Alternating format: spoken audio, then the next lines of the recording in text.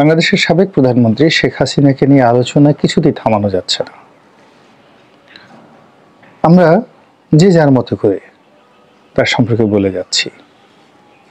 কখনো তার কণ্ঠস্বর, এটি কি সত্যি না এটি এআই যুক্ত, এটি কি ভুয়া, এটি কি তিনি ছেড়ে দিয়েছেন নাকি তার প্রতিপক্ষ ছেড়ে দিয়েছে, আলোচনা করছি। তিনি কি দিল্লিতে আছেন নাকি বাংলাদেশে কোথাও লুকিয়ে রয়েছেন, আলোচনা করছি। তিনি কি ফিরে আসবেন নাকি আসবেন না, তিনি কি আবার রাষ্ট্র ক্ষমতায় ফিরে পাবেন নাকি তাকে বাকি জীবন জেলখানার কারা প্রকোষ্ঠে কাটাতে হবে, তাও আমরা আলোচনা করছি। তিনি দিল্লিতে রাজকীয় মেহমান হিসেবে আছেন নাকি বন্দী অবস্থায় আছেন। তার সঙ্গে প্রধানমন্ত্রী নরেন্দ্র মোদী দেখা করছেন, ঘন ঘন সেই রাষ্ট্রের গুরুত্বপূর্ণ ব্যক্তি থেকে শুরু করে সবাই তার সঙ্গে দেখা করছেন, নেতাকর্মীদের সঙ্গে তিনি কথাবার্তা বলছেন। এটা নিয়ে যেভাবে আলোচনা করছি, একই সঙ্গে তিনি তার ভাই বোন আত্মীয় স্বজন কারোর সঙ্গে দেখা সাক্ষাৎ করতে পারছেন না, তাকে গোপন স্থানে লুকিয়ে রাখা হয়েছে, এগুলো আমরা বলছি। তিনি আগরতলাতে আসছেন বাংলাদেশে ঢোকার জন্য, আমরা এর আগে একবার আলোচনা করেছিলাম। আবার অতি সম্প্রতি ভারতীয় পত্রপত্রিকা, বাংলাদেশে কিছু যাকে বলা হয় ইউটিউবার, সামাজিক মাধ্যম, তারা বলার চেষ্টা করছেন একেবারে সন্তারিখ সহ যে দিল্লির অমুক অমুক জায়গাতে স্টেশনে শেখ হাসিনা ছিলেন এবং তাকে কলকাতাতে আনা হয়েছে। এবং এই ঘটনা যদি সত্য হয় তাহলে এটি আমাদের জন্য, আমাদের রাজনীতিবিদদের জন্য, বিশেষ করে যারা আওয়ামী বিরোধী শক্তি, তাদের জন্য একটি অশনির সংকেত। তো সেই অশনির সংকেতটা কি সেটা নিয়ে আলোচনা করব। তার আগে বলে নেই যে শেখ হাসিনাকে নিয়ে এত আলোচনা কেন। আলোচনার কারণ হলো যে তিনি এখনো গুরুত্বহীন হয়ে পড়েননি এবং কোনো অবস্থাতেই তার মৃত্যু না হওয়া পর্যন্ত কিংবা তার একটি দফা রফা না হওয়া পর্যন্ত তার বিরোধী যারা শক্তি রয়েছে তারা এইরকম আলোচনা করতেই থাকবে।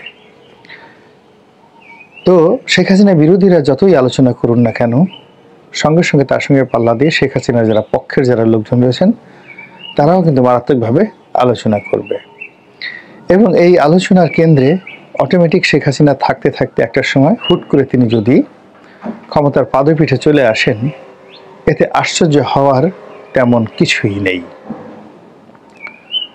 এখানে একটা বিষয় বলে রাখা ভালো যে দিল্লির সঙ্গে শেখ হাসিনার যে সম্পর্ক, এটি কখনো ডাকুমার সম্পর্ক গিয়েছে গত 15 বছরে, কখনো হরিহর আত্মার সম্পর্ক গিয়েছে, কখনো বন্ধুত্বের চরম পর্যায়ে পৌঁছে গিয়েছে।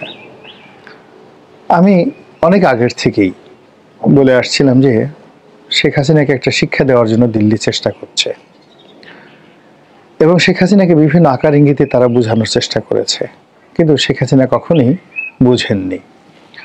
তার মধ্যে একটা অহমিকা বোধ ছিল যে তিনি জাতির জনকের কন্যা এবং তার পিতা যেভাবে মনে করতেন যে বাংলাদেশের জনগণ তাকে ভালোবাসে, শেখ হাসিনার মনের মধ্যে এখনো ধারণা যে তিনি এয়ারপোর্টে এলে লক্ষ লক্ষ কোটি কোটি মানুষ তাকে অভ্যর্থনা জানাবে এবং তিনি এদেশের মানুষের জন্য যে কাজ করেছেন, এদেশের মানুষ জীবন দিয়ে হলেও তাকে রক্ষা করবে।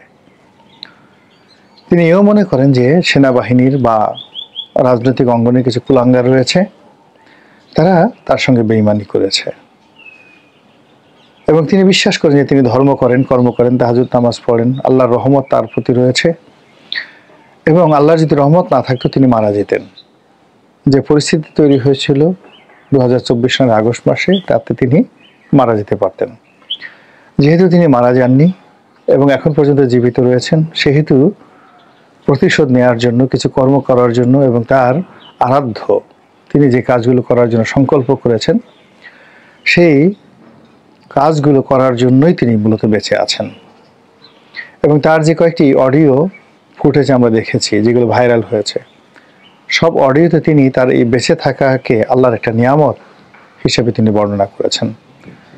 তো কাজেই তার এই যে দৃঢ়তা, তার যে শক্তিমত্তা, তার যে আত্মবিশ্বাস, এটি শেখ হাসিনা বিরোধীদের জন্য একটি ব্যাড সিগন্যাল। দ্বিতীয়ত, তিনি যেখানে রয়েছেন এটিও তার বিরোধী শক্তির জন্য একটি ব্যাড সিগন্যাল। তিনি যদি আজারবাইজানে থাকতেন, তিনি যদি দুবাইতে থাকতেন, তিনি যদি ইভেন মালয়েশিয়াতে থাকতেন, এটি আমাদের জন্য ভয়ের কারণ ছিল না। কিন্তু প্রতিবেশী রাষ্ট্র ভারতে তিনি আছেন, এটি যে কোনো কারণে আমাদের জন্য একটি মারাত্মক হুমকি। দ্বিতীয়ত, ভারত যে তাকে রেখেছে, ভারত তাকে রেখেছে রাজকীয় মেহমান হিসেবে, এবং ভারত তাকে ক্ষমতায় বসাবে, তাকে পুনর্প্রতিষ্ঠিত করবে এবং আওয়ামী লীগকে ক্ষমতায় আনবে, এবং বাংলাদেশে তাদের স্বার্থ সংশ্লিষ্ট যে কোনো বিষয় তদারক করার জন্য তারা এখনো পর্যন্ত আওয়ামী লীগকে তাদের অকৃত্রিম বন্ধু হিসেবে মনে করেন। এই যে ভারতের যে অ্যাটিটিউড, এই অ্যাটিটিউড আমাদের জন্য একটি অশনীয় সংকেত। সর্বোপরি এখনো পর্যন্ত ভারত বন্ধু খুঁজে পায়নি। বিএনপির সঙ্গে, জামাতের সঙ্গে, ডক্টর ইউনূসের সঙ্গে এখনো পর্যন্ত তাদের কোনো বন্ধুত্ব তৈরি হয়নি।